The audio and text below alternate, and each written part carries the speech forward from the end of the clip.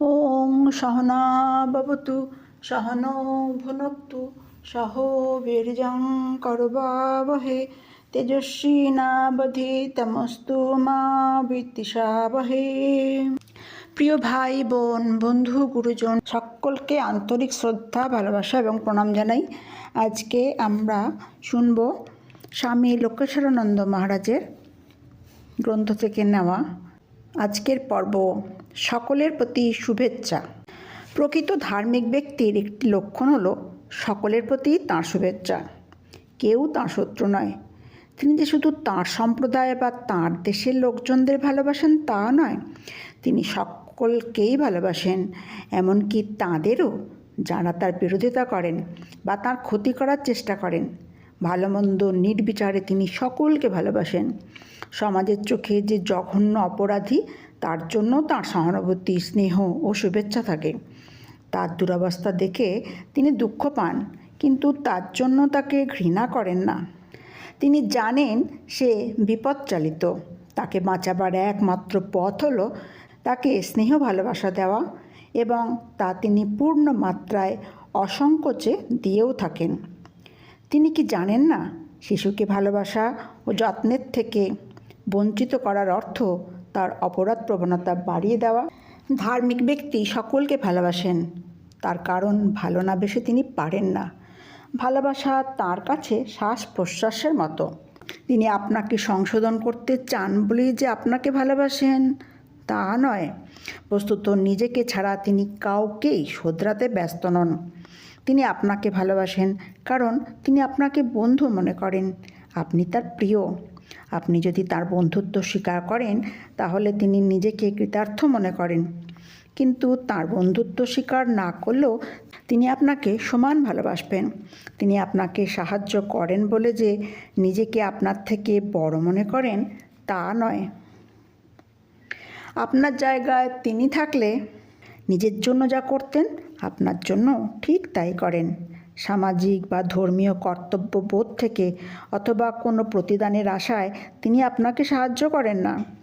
অতীতে হয়তো আপনি তার ক্ষতি করেছেন, ভবিষ্যতেও হয়তো তাই করবেন, কিন্তু তা সত্ত্বেও তিনি আপনাকে সাহায্য করবেন।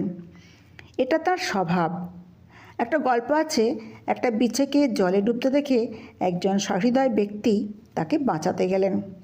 যেই তিনি জল থেকে তুললেন, অমনি সে লোকটিকে কামড়ে দিল। পরপর এরকম হতে থাকলো। তখন একজন তাকে ভর্ৎসনা করে বললেন, আপনি তো আচ্ছা বোকা, যে আপনাকে বারবার দংশন করছে তাকেই আপনি বাঁচাতে যাচ্ছেন। লোকটি তার উত্তরে বললেন, কি করব বলুন, আমার যা স্বভাব আমি করছি, বিছের যা স্বভাব সেও তাই করছে। সারদা দেবী সকলকে সন্তানভাবে দেখতেন। তার গ্রাম জয়রামবাটির অদূরে এক মুসলমান ডাকাত ছিল।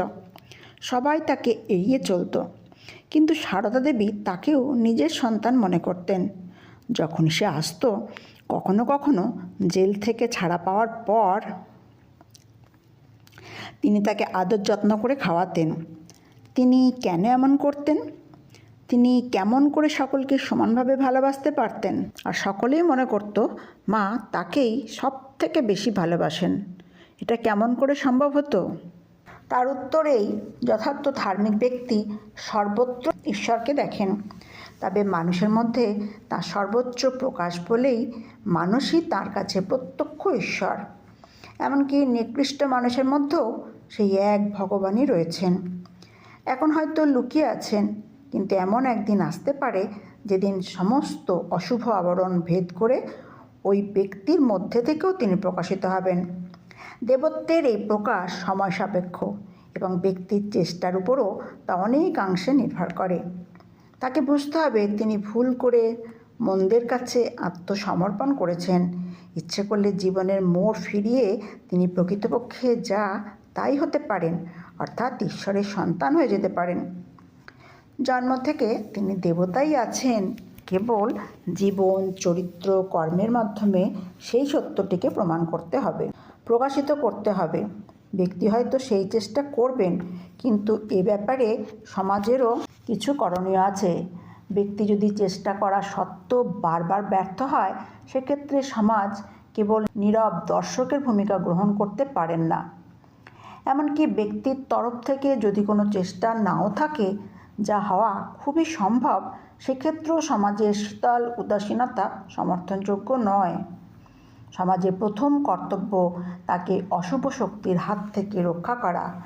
দুর্ভাগ্যবশত তাতেও যদি কাজ না হয়, তারপরও যদি তিনি মন্দের কবলে পড়েন, তাহলে সমাজের উচিত তাকে উপযুক্ত শিক্ষা দিয়ে, সাহায্য দিয়ে, সৎ পরামর্শ দিয়ে অনুপ্রাণিত করা, যাতে তিনি সংগ্রাম করে চলেন এবং নিজেই রূপান্তর ঘটিয়ে একসময় ঈশ্বরের প্রকৃত সন্তান হয়ে যান। সকলে সুস্থ থাকুন, ভালো থাকুন, এই প্রার্থনা করি। ধন্যবাদ।